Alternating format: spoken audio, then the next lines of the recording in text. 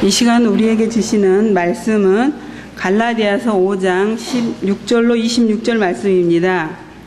내가 이르노니 너희는 성령을 따라 행하라. 그리하면 육체의 욕심을 이루지 아니하리라. 육체의 소욕은 성령을 거스리고 성령은 육체를 거스리나니 이 둘이 서로 대적하므로 너희가 원하는 것을 하지 못하게 하려 함이니라. 너희가 만일 성령의 인도하시는 바가 되면 율법 아래에 있지 아니하리라. 육체의 일은 분명하니 곧 음행과 더러운 것과 호색과 우상 숭배와 주술과 원수 맺는 것과 분쟁과 시기와 분냉과 당 짓는 것과 분열함과 이단과 투기와 술 취함과 방탕함과 또 그와 같은 것들이라. 전에 너희에게 경계한 것 같이 경계하노니 이런 일을 하는 자들은 하나님의 나라를 유업으로 받지 못할 것이요 오직 성령의 열매는 사랑과 희락과 화평과 오래 참음과 자위와 양성과 충성과 온유와 절제니 이 같은 것을 금지할 법이 없느니라. 그리스도 예수의 사람들은 육체와 함께 그 정욕과 탐심을 십자가에 못 박았느니라. 만일 우리가 성령으로 살면 또한 성령으로 행할지니 헛된 영광을 구하여 서로 노엽게 하거나 서로 투기하지 말지니라. 아멘. 이렇게 담임 목사님이 아니라 그 외부에서 설교를 하시기 위해서 오시면 간단하게 소개하는 시간을 갖습니다. 그렇죠. 우리 전나신 목사님은 지금 현재 대전 꿈이 있는 교회에서 사역하고 계시고요. 제가 특별히 많은 것을 모르기 때문에 정확하게 소개하기가 참 어려운데, 가장 정확한 소개는 작가의 글을 읽어보면은 그 사람을 어떤 사람인지 알 수 있죠. 또 누군가와 이렇게 대화를 나눠보면은 그 사람이 어떠한 사람인지를 알게 되는데, 오늘 이렇게 전나신 목사님의 설교를 들어보면은 전나신 목사님이 저런 분이시구나라는 것을 여러분들이 정확하게 아실 것 같습니다. 그래서 아마 오늘 설교가 자신을 소개하는 시간이자 또한 전나신 목사님의 글을 제일 잘 알 수 있는 그러한 시간이 될 것 같습니다. 그럼에도 불구하고 굳이 소개하자면 전에 이렇게 007 시리즈 영화에도 한번 출연하셨었고, 또 우리 이선한 자매가 6살 때 결혼하고 싶어 했던 그런 아저씨였습니다.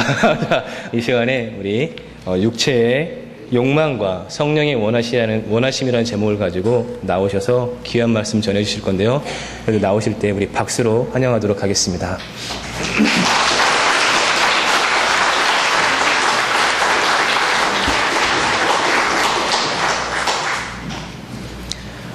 굉장히 반갑습니다. 이준영 목사님 때문에 이렇게 또 대공원 교회를 함께 와서 이렇게 말씀을 나눌 수 있는 그런 기회를 또 얻게 되었습니다. 예전에 한 2006년도에 2005년도 대공원 교회 전교인 수련회 때 그때 제가 갔었는데 혹시 보신 분들이 아마 계실 것 같습니다. 이준영 목사님과 저는 제가 고등학교 때 처음 뵀었습니다. 제가 다녔던 교회에 전도사님으로 그 당시 오셨었고, 제가 고등학생이었는데, 이준영 목사님께서 이제 청년들 그 사역을 하시면서 제자훈련이라든지 교회가 무엇이든지에 대해서 이렇게 가르쳐 주셨을 때였습니다. 그 말씀이 듣고 싶어서 청년부 예배를 이렇게 참석을 했었고요.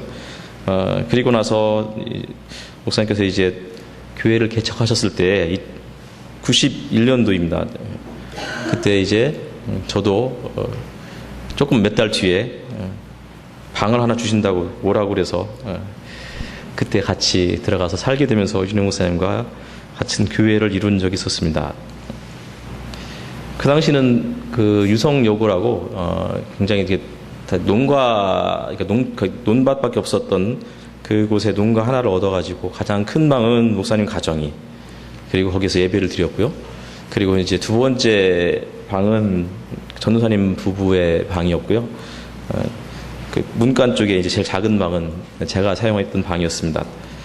주중에는 아침마다 목사님이 새벽에 깨우셔가지고 큐티해야 된다고 나오라고 그래서 한참 잠 많은 저를 깨우셔가지고 큐티를 했던 적이 있었고요.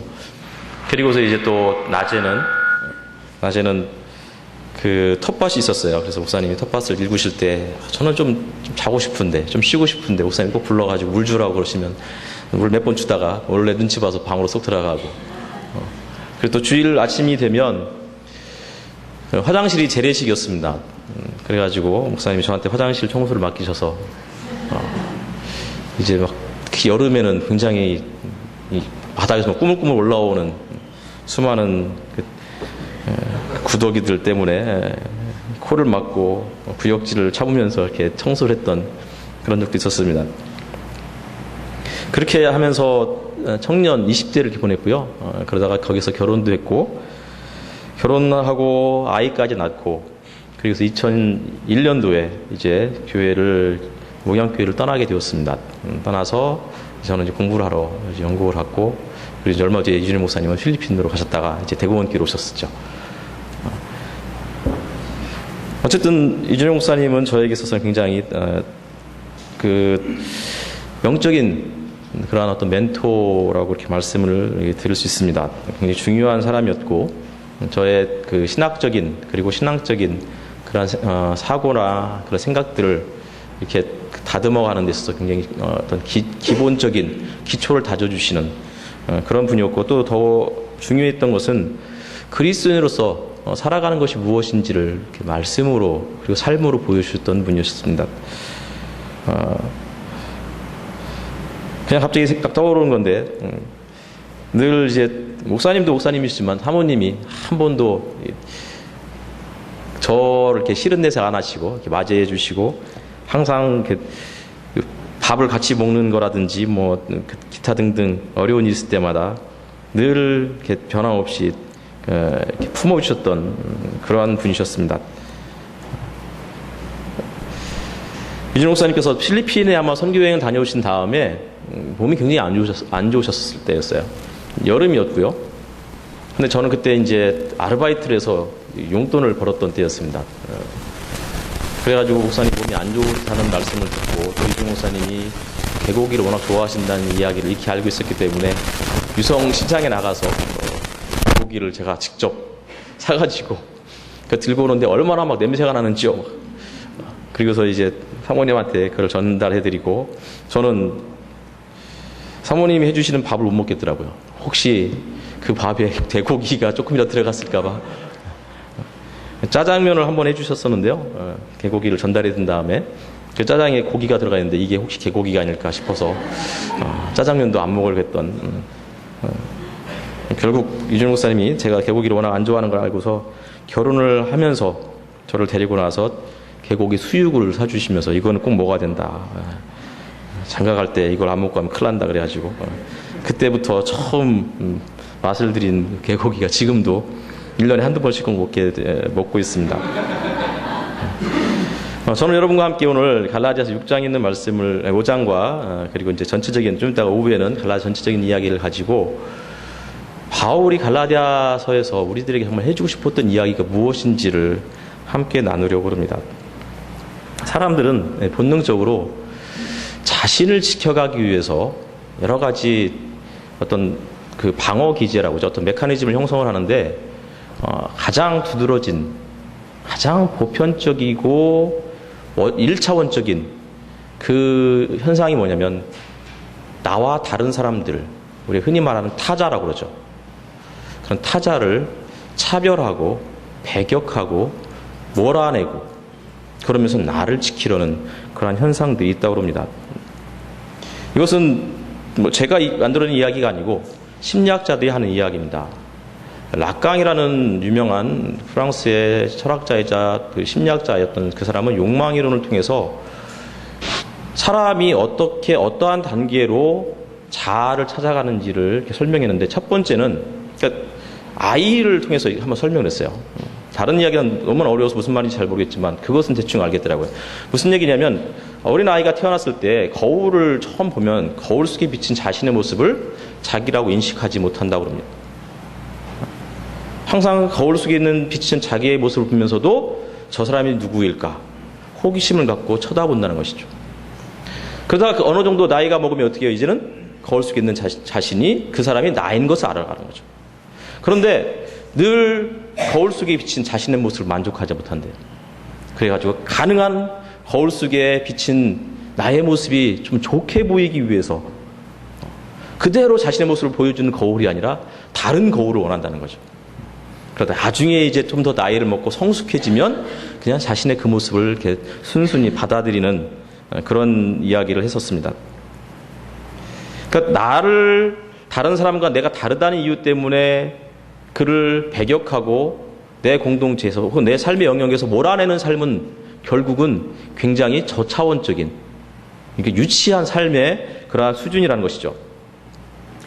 사람들은 하여튼 본능적으로 나와 다른 사람을 구분하고요. 본능적으로 집안과 집안, 가문과 가문을 나누죠. 로미오와 줄리엣의 몬테규와 캐퓰리가 너무나 잘 아는 내용입니다. 근데 그 소설에서는요, 이 두 가문이 왜 싸우는지 몰라요. 왜 원수지간인지 아무도 모릅니다. 물론 영문학을 한 사람들은 그 셰익스피어 당시에 두 가문이 왜 서로 반목하고 원수지간으로 살았는지를 알고는 있어요. 그러나 우리 같은 사람들은 아무도 모르죠. 그냥 싸우는구나. 한국에서도 마찬가지입니다. 정치권에서는 영남과 호남이 지역 갈등을 부추기고 있고 우리는 그것에 의해서 팔랑귀를 떨면서 놀아나고 있습니다. 당과 당이 서로 싸우고요. 정치적인 이익을 위해서 상대방을 비방하고 공격하는 것을 당연시하고 있습니다. 국가와 국가가 서로를 견제하고 공격합니다. 교회에도 마찬가지인 것 같아요. 자신이 속한 공동체 이외에는 다른 곳에 가면 저주를 받는다라는 이야기들이 많이 또 돌아섰습니다. 근데 옛날에만 그런 줄 알았는데 최근에도 이런 일이 있었습니다. 우리 교회 한 청년이 다른 교회, 그러니까 청소년 때는 다른 교회를 다니다가 이제 고등학교를 졸업하면서 저희 교회로 왔어요. 왔는데 한 2년 정도 있다가 이제 군대에 입대를 했습니다. 군대 입대했다가 여러 가지 좀 문제가 있어가지고 그 부대에서 이제 다쳤어요. 그러자 이제 저하고 그 아이의 부모님하고 그 부대를 찾아갔었죠. 찾아갔다가 이제 오면서 그 어머니께서 저에게 하셨던 말씀이 그거였어요. 목사님, 절대 본인이 다니고 있는 그 교회에는 이야기하지 마십시오. 그래서 왜요? 그랬더니 우리 애가 목사님 교회로 이렇게 가면서 교인들이 하나님 앞에 벌 받았다고, 하나님 앞에 저주 받았다고 이런 얘기를 들을까 봐 무섭습니다.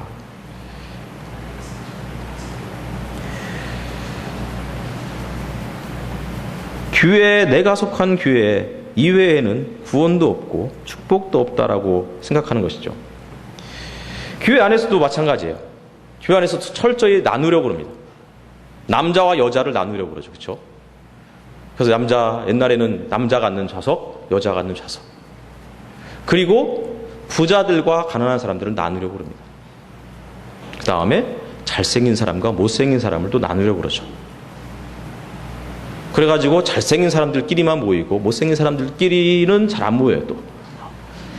그리고 돈 많은 사람들끼리는 잘 모이는데 가난한 사람들끼리는 잘 안 모이려고 그래요.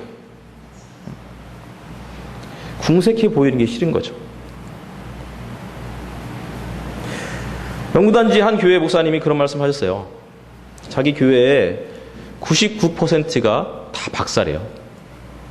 그리고 딱 한 명이 석사랍니다. 그 목사님 사모님이 석사라고 했어요. 그러면서 하시는 말씀이 우리 교회에도 식당 하는 사람, 우리 교회에도 좀 개인 사업, 자영업 하는 사람, 이런 사람도 오고 또 짜장면 배달하는 사람도 우리 교회에 왔으면 좋겠는데 아무도 안 온다는 거예요. 결국 그 교회 목사님도 몇 년 만에 그 교회에서 섞이지 못해서 결국은 교회를 떠날 수밖에 없었습니다.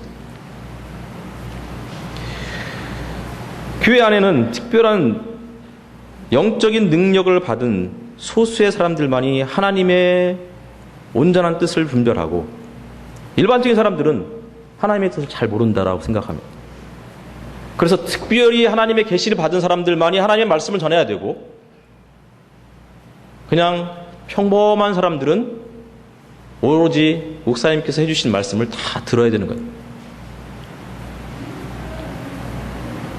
소수의 사람들, 기도 많이 하고 교회 생활 오래 한 사람들은 하나님께서 그들에게 특별히 더 많은 것을 보여주시고 우리 같은 일반적인 사람들은 그냥 일반 계시만 보여준다라고 그렇게 생각합니다.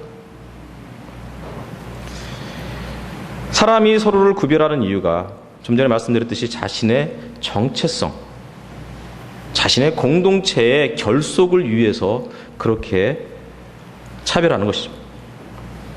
우리는 제가 중등학교 때 이런 이야기를 많이 들었습니다. 우리는 민족 중흥의 역사적 사명을 띠고 이 땅에 태어났다. 국민교육 현장에 나왔던 늘 외웠습니다. 아침마다 외워야 되고 아침마다 국기에 대한 경례를 해야 되고 아침마다 충북 이순신 앞에 가서 묵념을 했던 그러한 상황 속에 살았습니다. 오후 5시가 되면 전국에 애국가가 퍼졌고 모든 사람들이 가던 길을 멈추고 태극기를 향해서 경례를 했던 그런 시절이었습니다. 그러면서 우리는 어떻게 배웠냐면 북한은 하나님께서 저주하신 나라, 북한은 하루속히 멸망받아야 될 나라. 하나님은 특별히 대한민국 사람들을 열방의 도구로 선택하셨지만 일본 사람들은 하나님께서 따로 그 사람들을 모아놓고 나중에 대지진이나 쓰나미를 통해서 폭삭 망하게 하실 나라. 그래서 한번 쓰나미가 불거나 혹은 대지진이 일어나면 드디어 하나님께서 심판을 시작하셨다라고 주장합니다. 그 이유는 그들이 성적으로 타락했고 기독교 신앙을 갖지 않았다는 이유 때문입니다. 근데 솔직히 대한민국은 그럼 성적으로 일본보다 더 건강하고 더 거룩한 나라인가요? 그렇지 않습니다. 대한민국 역시도 일본만큼 타락했습니다. 92년도인가에 그 당시에 서울시장이었던 이명박 대통령께서 서울을 하나님께서 선택하신 거룩한 나라요, 서울 시민들은 하나님의 거룩한 백성이라고 그렇게 선포했습니다. 제가 그 글을 읽고서 밑에다 댓글을 달았습니다. 서울은 타락한 도시입니다. 서울 시민은 타락한 백성들입니다. 물론 여러분께서 타락한 백성이라고 말씀드린 것이 아닙니다. 서울에 살기 때문에 거룩한 백성이고 서울에 살지 않으면 타락한 백성인가요? 그게 아닙니다. 하나님의 뜻에 맞게 사느냐 살지 않느냐, 이게 더 중요한 거였는데 서울에 사느냐 살지 않느냐로 그렇게 사람을 구분했습니다. 대전에 가면 고속터미널 근처에 모텔들이 몇 개가 들어서 있는지 모르겠습니다. 처음에 거기를 밤에 지나갈 때 워낙 화려하니까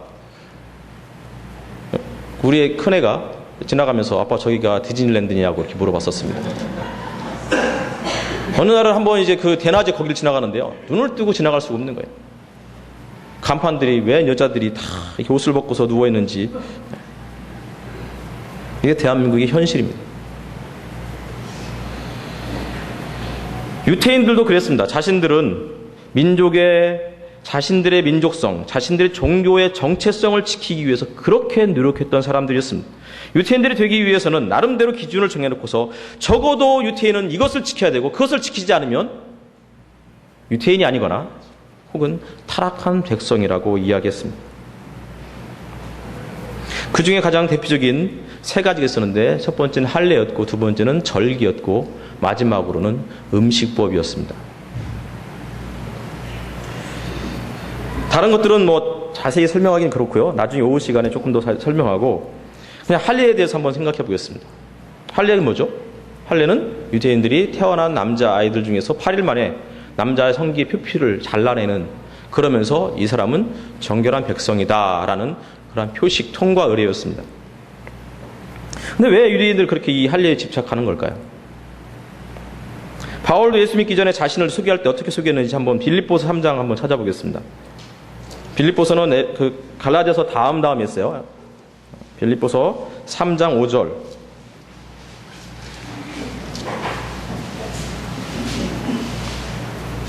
네, 한번 같이 읽겠습니다. 나는 8일 만에 시작.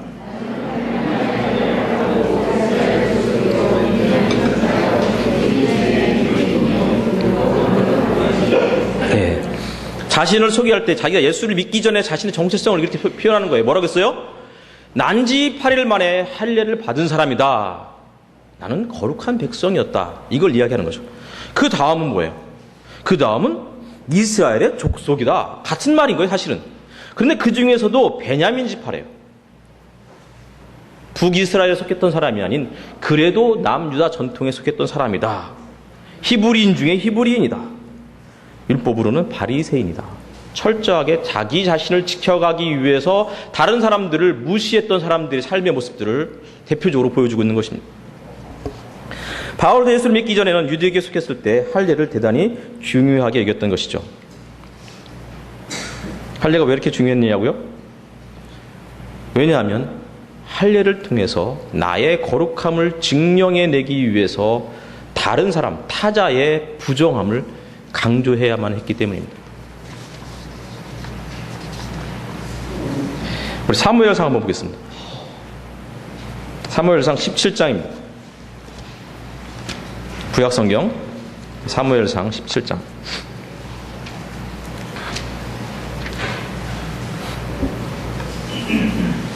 다윗이 골리앗과 맞서 나아가서 싸우기 직전에 했던 이야기입니다.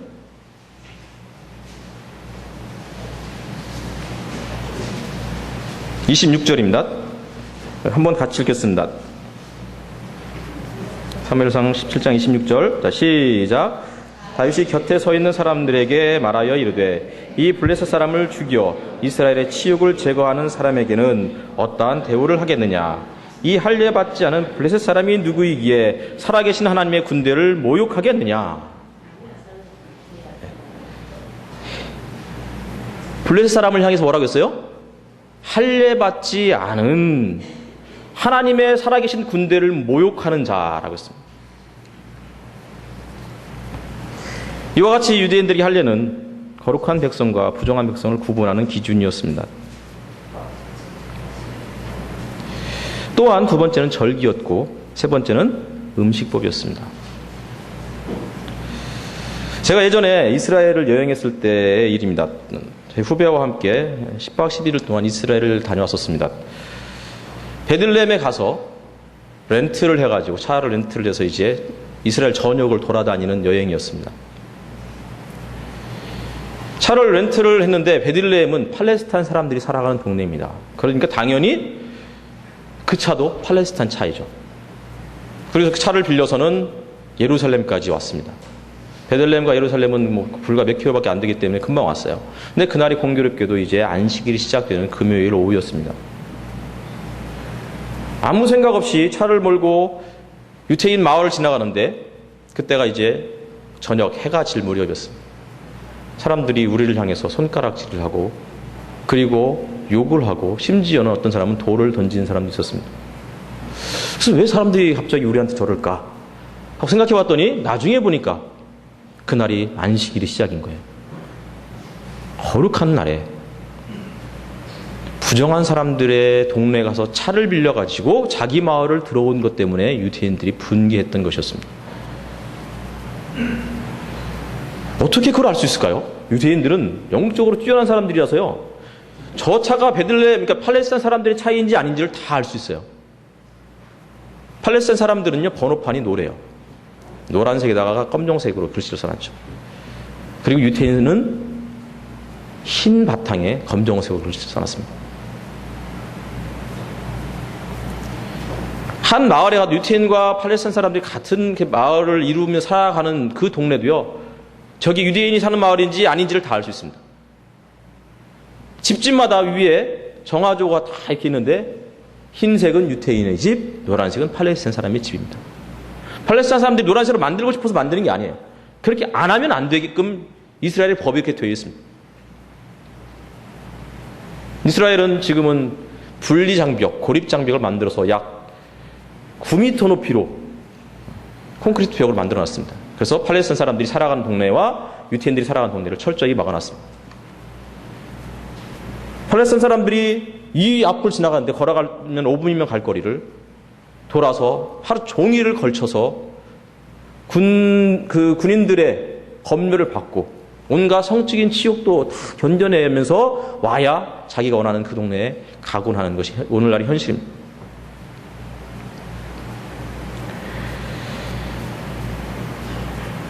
금요일 저녁이 되어서 이제 숙소로 들어갔습니다.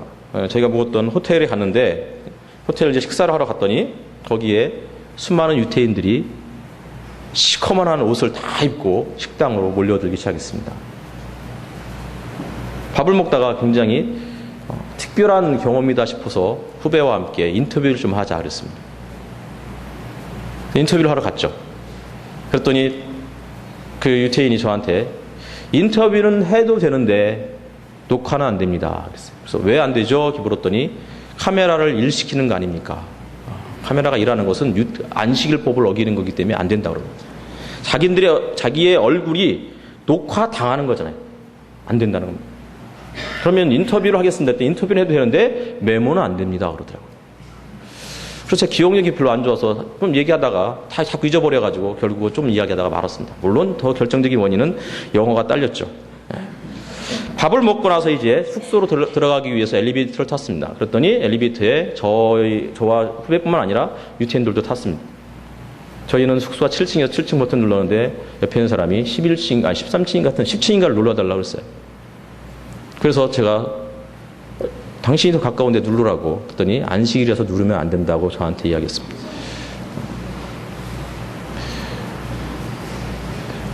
이해할 수 없는 일들이 유태인들의 세계관 속에서 이렇게 벌어지고 있습니다. 물론 모든 유태인이 그렇게 하지는 않습니다. 유태인들이 70%는 세속주의적 유태인이고 나머지 약 30%만 굉장히 근본주의적 유대인들이기 때문입니다.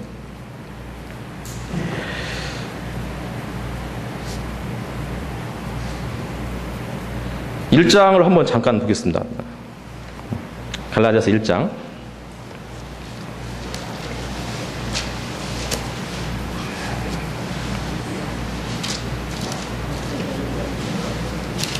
(1장) 14절입니다. 한 절을 한번 같이 읽겠습니다.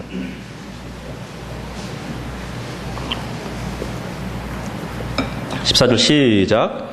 내가 내 동족 중 여러 연갑자보다 유대교를 지나치게 믿어 내 조상의 전통에 대하여 더욱 열심히 있었으나 자신의 조상의 전통은 이와 같이 철저하게 자신의 정결함을 지키기 위한 배제였고 차별이었습니다.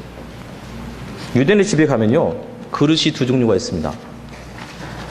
정결한 그릇과 부정한 그릇. 아마 정결한 그릇은 뭐 저도 잘 모르지만 자매님들이 좋아하는 포트메리온이나 코렐 이런 거일 것 같고, 부정한 그릇은 아마 메이드 인 차이나 그런 그릇이겠죠. 그래서 유대인들끼리 할례 받은 사람들끼리 식사할 때는 정결한 그릇에 음식을 담아 먹습니다. 그런데 부정한 이방인들이 자기 집에 오면 오는 일도 드물지만 오게 되면 그 사람들은 부정한 그릇에 담아서 음식을 담아서 줍니다. 모든 것이 다 그렇게 나눠져 있습니다.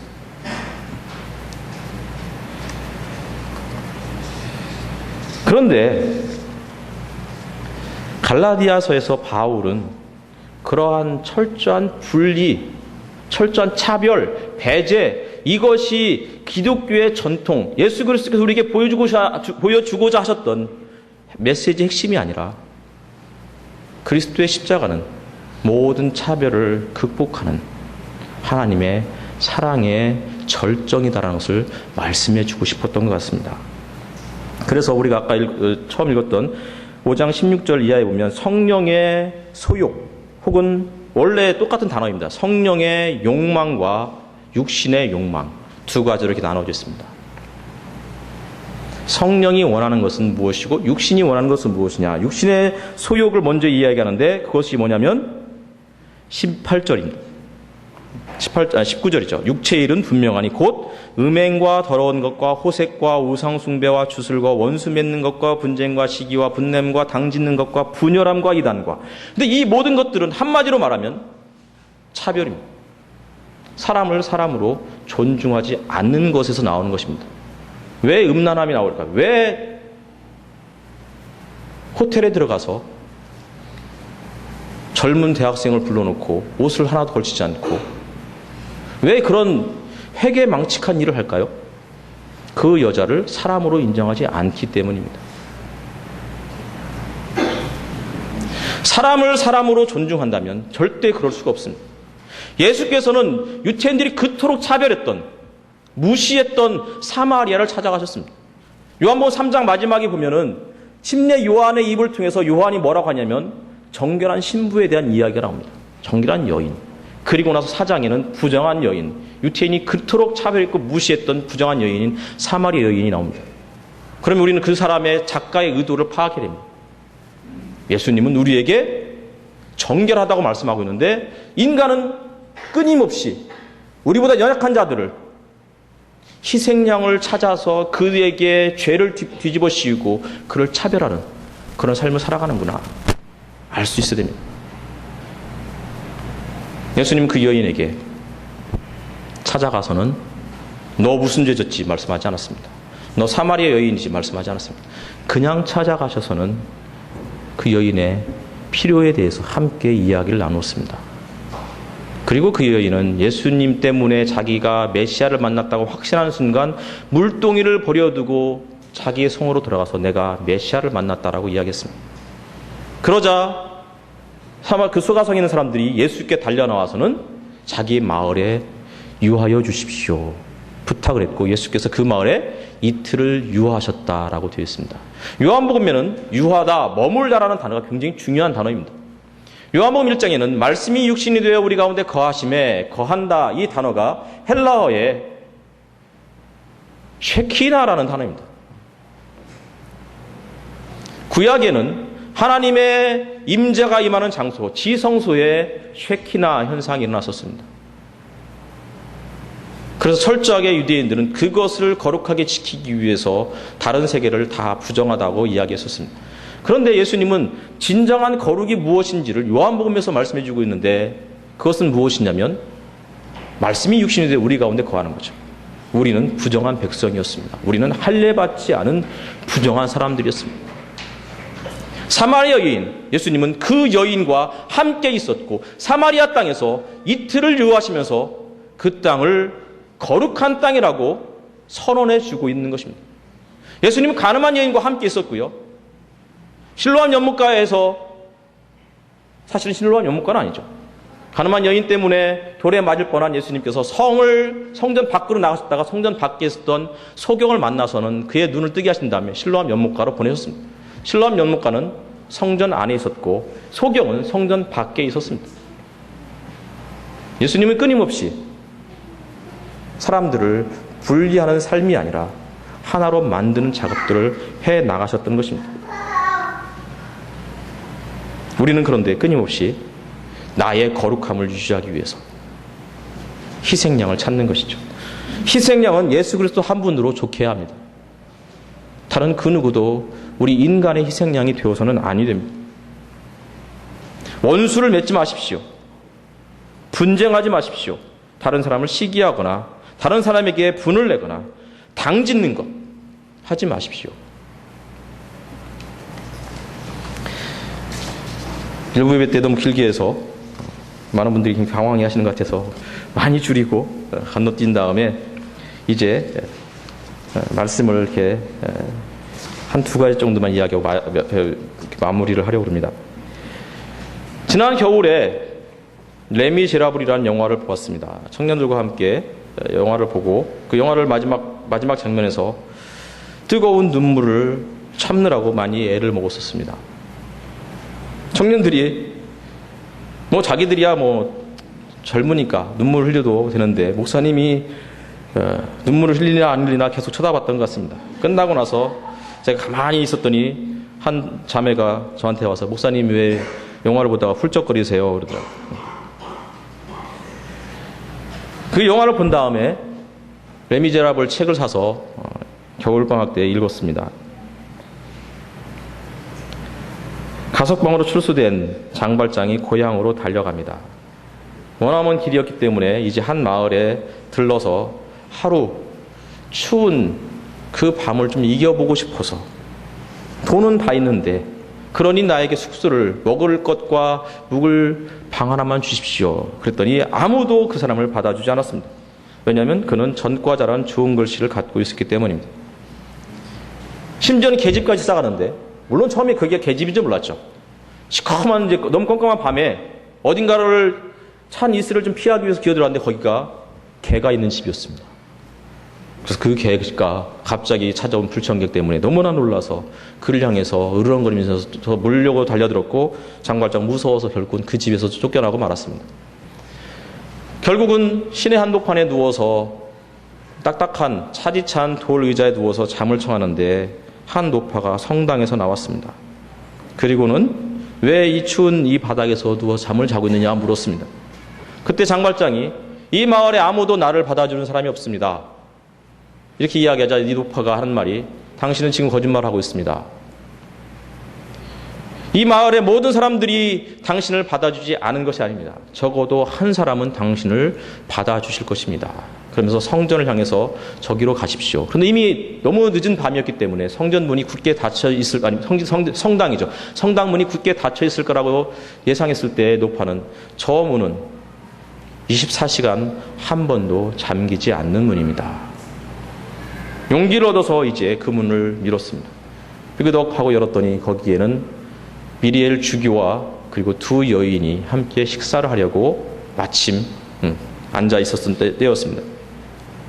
두 여인은 장발장이 어떤 사람인지 익히 알고 있었습니다. 마을 전체에 소문이 났기 때문이죠.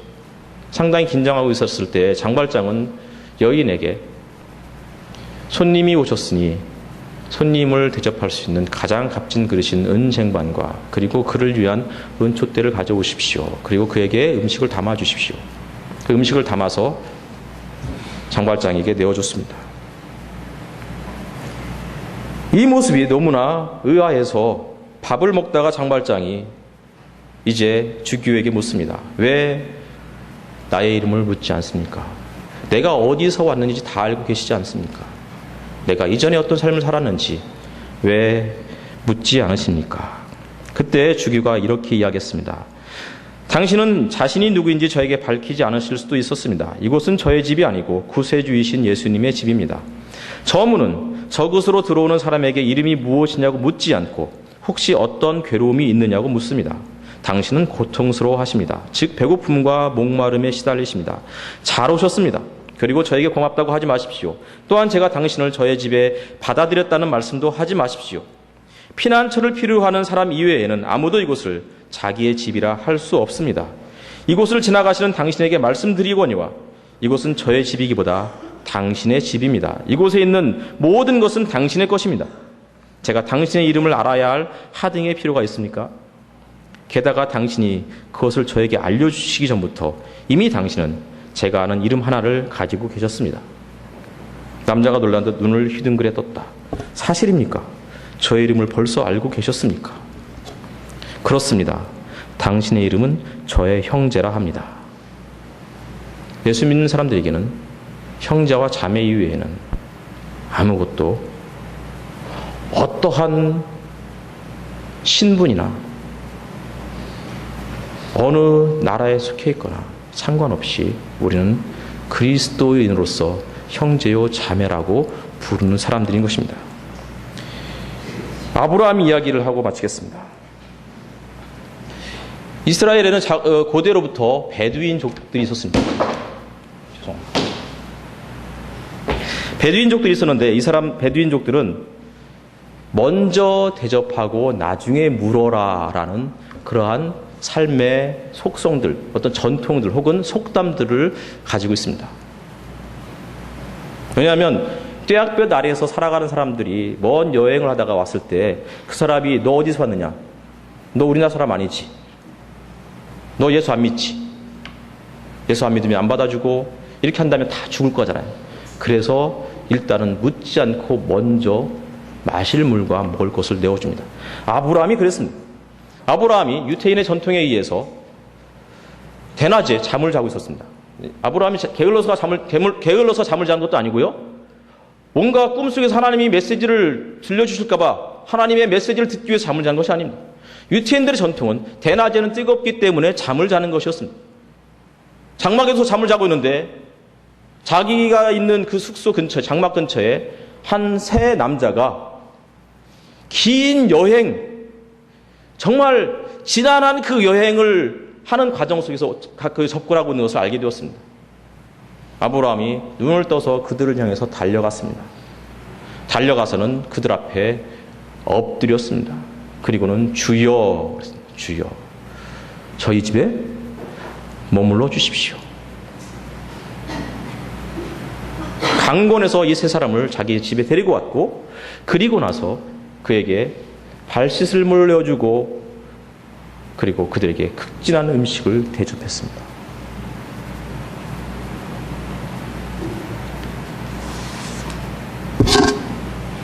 우리는 아브라함의 자손이라고 말한다면 아브라함이 그렇게 살았던 것처럼 그렇게 살아야 합니다. 미로슬라프 볼프라는 사람이 배자 포용이라는 그 책에서 이렇게 이야기했습니다. 사람을 용서하는 것 어디까지 용서해야 되고 어디까지 포용해야 됩니까? 라고 몰트만이라는 사람이 볼프의 강의를 듣고 질문을 하자, 그리고 극도로 악한 사람을 당신은 포용할 수 있습니까? 이렇게 질문하자 볼프가 대답했습니다. 저는 그럴 수 없습니다. 하지만 저는 그리스도인이기 때문에, 인간으로서는 그렇게 하지 못하지만 그리스도인이기 때문에 저는 그렇게 해야만 합니다. 기도하겠습니다.